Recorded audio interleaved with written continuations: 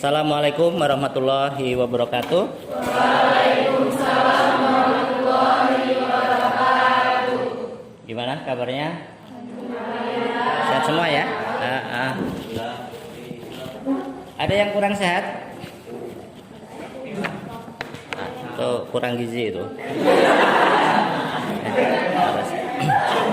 Ya, jawab perhatian. Mudah-mudahan sehat semua. Sebelum memulai kegiatan kita, tolong untuk dipimpin doa. Dalam kesempatan ini, ya, kita pertemuan yang sebelumnya membahas tentang fluida statis, ya. Sekarang kita akan ke materi baru yaitu fluida dinamis, ya. Mungkin sekedar mengingat materi yang sebelumnya, ya, bahwa fluida itu kita bagi menjadi dua, ya. Yang pertama statis dan dinamis, ya. Artinya antara statis dan dinamis yang membedakan apa? Pergerakannya gitu. Fluida statis itu diam, fluida dinamis itu fluida yang bergerak. Oke.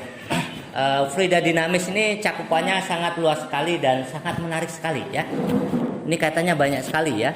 Termasuk nanti kalian akan belajar masalah debit aliran, ya. Debit aliran ini digunakan untuk pembangkit listrik, ya. Pembangkit listrik, ya, karena di situ ada formulasi tertentu atau besaran-besaran tertentu yang mempengaruhi terhadap produktivitas listrik, dalam hal ini watt yang dihasilkan, ya. Biasanya nanti di PLTA, ya. Kenapa kalau misalkan hujannya deras gitu, ya, sering mati lampu.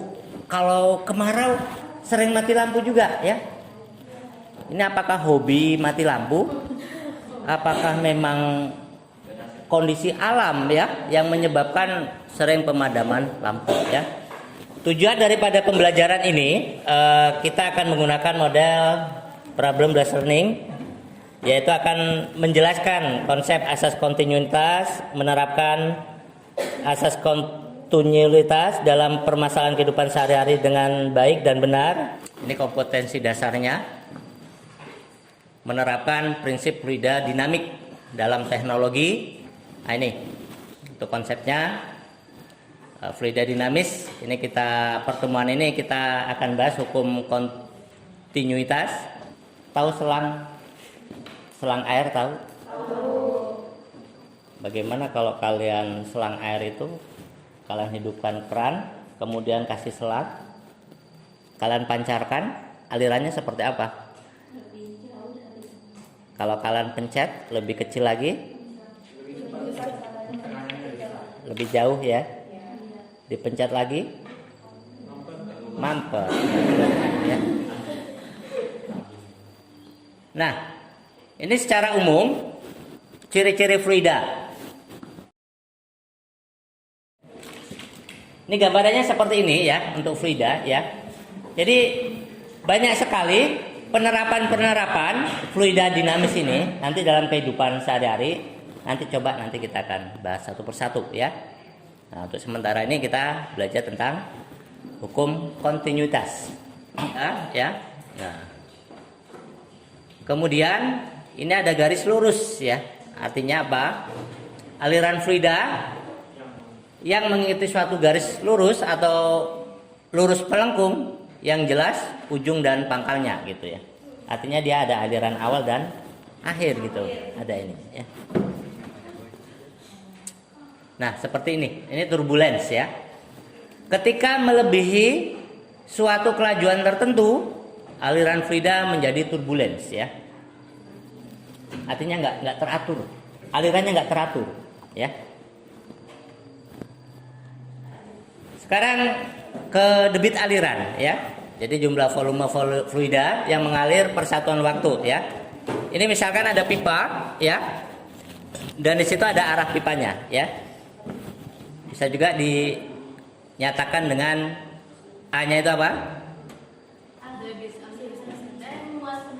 Luas penampang dikalikan kecepatan, ya. Coba misalkan nanti kalian rata-rata ada ya, sungai, kali, paret ya, ada ya. Oke, kita ingin tahu debit alirannya seperti apa gitu. Nah, ketika ini ada sungai, misalkan ya, ini aliran sungai ya. Kalian ingin tahu debit alirannya ya. Nanti konsep debit aliran ini nanti digunakan untuk pembangkit listrik juga ya. Kalian ingin tahu debit alirannya seberapa? Nah, yang pertama yang harus kalian lakukan, misalkan ini ada titik A, ini titik B ya. Kalian ukur dulu luasnya. Dari mana luasnya? Kalian ambil titik asal. Misalkan luas paretnya di situ kalian perkirakan sekitar 1 meter misalkan ya. Kemudian panjangnya di sini kalian perkirakan 3 meter misalkan ya. Kalian kasih benda, dihanyutkan ya. Ketika dari titik A ke B, berapa waktu? Oh, misalkan dari titik A ke B ini waktunya cuman 3 detik. Nah, misalkan 3 detik ya. Terus baru bisa kalian cari ya. Bagaimana caranya? Coba 3 detik. Ini panjangnya 3 meter, ya kan? Berarti apa yang ditemukan? Kecepatan, ya. Luas penampang dari mana? Nah, panjangnya ke sini, lebarnya ini, gitu ya. Apa? Panjang kali lebar? Luas penampang. Nah, itu. Baru bisa diketahui debit alirannya, ya. Kalau kalian lihat ini, kira-kira bagian manakah yang alirannya paling deras? Yang mana kira-kira? Aliran ini kaitannya dengan kecepatan. Oke. Yang pertama, L pertama, maksudnya lingkaran pertama itu. Itu yang kedua, ya. Atau debit aliran ya. Kira-kira debit aliran di daerah pertama dengan daerah kedua besar mana? Bapak tanya, debit aliran di daerah pertama dengan yang kedua besar mana kira-kira?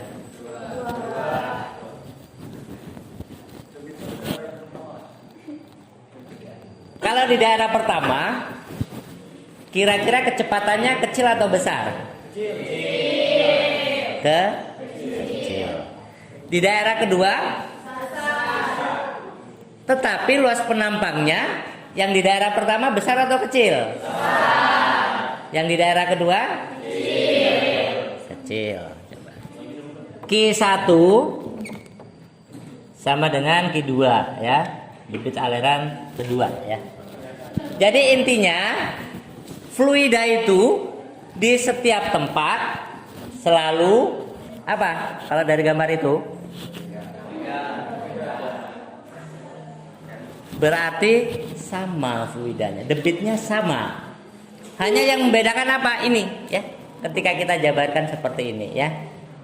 Ketika dia luas penampangnya kecil, maka kecepatannya besar. Seperti tadi itu ya, kalian mau nyiram bunga ya, bunganya jauh dipencet ini kan, berupa apa ya, penampangnya kalian kecilkan ya. Ketika dia normal maka penampangnya besar, itu ya. Oke ya, untuk konsep debit aliran fluida Bapak rasa paham? Ada yang mau ditanyakan? Oke ya. Oke, nah sini ya. Ini persamaan kontinuitas ya. Nah, jadi A1 luas penampang pertama dikalikan kecepatan pertama pada luas tadi itu sama dengan luas penampang kedua dikalikan kecepatan kedua sama dengan dan seterusnya ya. Artinya apa? Debit aliran akan selalu sama ya. Oke, coba ini persamaan debit konstan. Nah itu ya, di situ dikatakan ya. Pada fluida tak termampatkan, debit fluida di titik mana saja selalu konstan. Maksudnya tidak termampatkan itu tidak ada hambatan. Ya. sampah banyak itu mampet ya. Oke ya. Ini keran nih. Kita ada tower nih. Supaya dia alirannya besar, berarti pipanya dikecilin ya. Makanya digunakan pipa 3/4 inch, ada yang setengah inch gitu ya. Supaya apa? Kenceng tendangannya ya, gitu ya.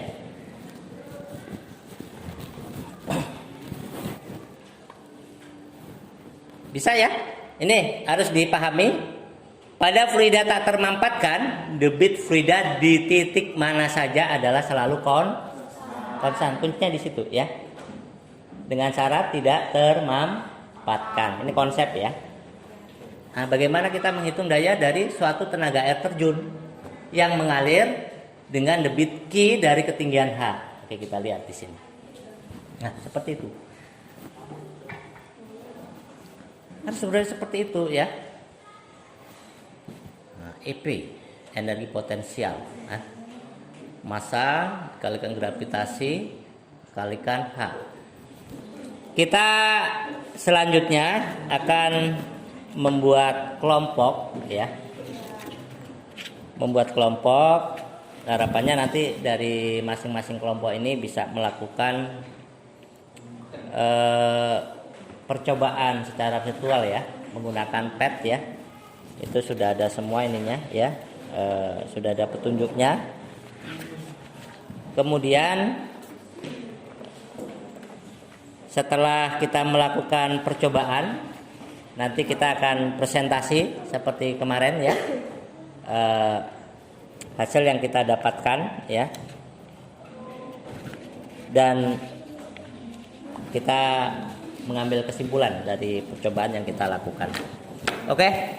Bapak bagi untuk kelompoknya ini menjadi 6 kelompok ya. Ya, mau maju. Satu itu kan kalau misalnya jika berbeda kan penjelasan. Jadi kalau sama nggak dijelasin. Sama nggak apa-apa. Nah, ya, coba kalau bandingkan. Kalau sama ya sudah gitu. Artinya debit aliran di semua titik sama selama tidak termampatkan. Tadi itu ininya kan penjelasan di awal tadi teorinya. Sudah kalau sama. Oke, silakan kelompok mana yang duluan? Silakan. Coba perhatikan presentasi dari kelompok. Oke. Ya, coba yang lain diperhatikan. Berdasarkan data hasil pengamatan berimbang hubungan luas penampang A pada kecepatan V.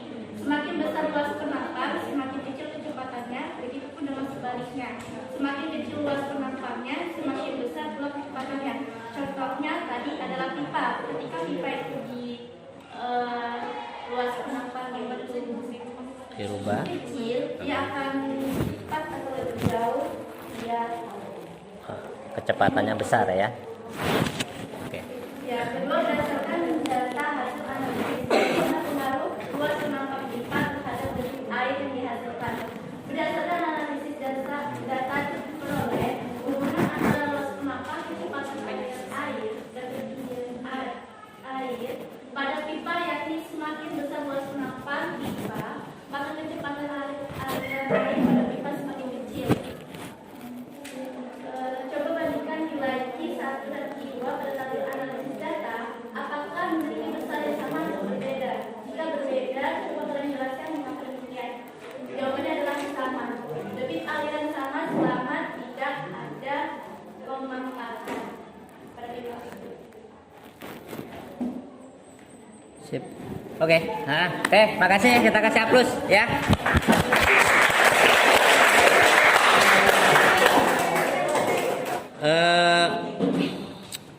Oke, jadi bisa dipahami ya bahwa debit aliran di setiap titik itu kesimpulannya sama. Kemudian yang kedua, semakin kecil luas penampang maka semakin besar kecepatan alirannya ya. Juga sebaliknya, semakin besar luas penampangnya maka kecepatan alirnya semakin kecil ya. Oke, jadi kesimpulan kita ada 3 tadi ya. Di debit aliran sama di semua titik. Yang kedua, luas penampang mempengaruhi kecepatan alir. Oke. Mungkin dari apa yang sudah kita simpulkan ini ada yang mau menanggapi? atau ada yang mau ditanyakan sebelum kita akhiri kegiatan kita? Cukup? Oke. Kita akan ketemu lagi di pertemuan selanjutnya. Insya Allah nanti hari Selasa ya. Tolong disiapkan, cari referensi. Kalau bisa Bapak inginnya aktif semua ya.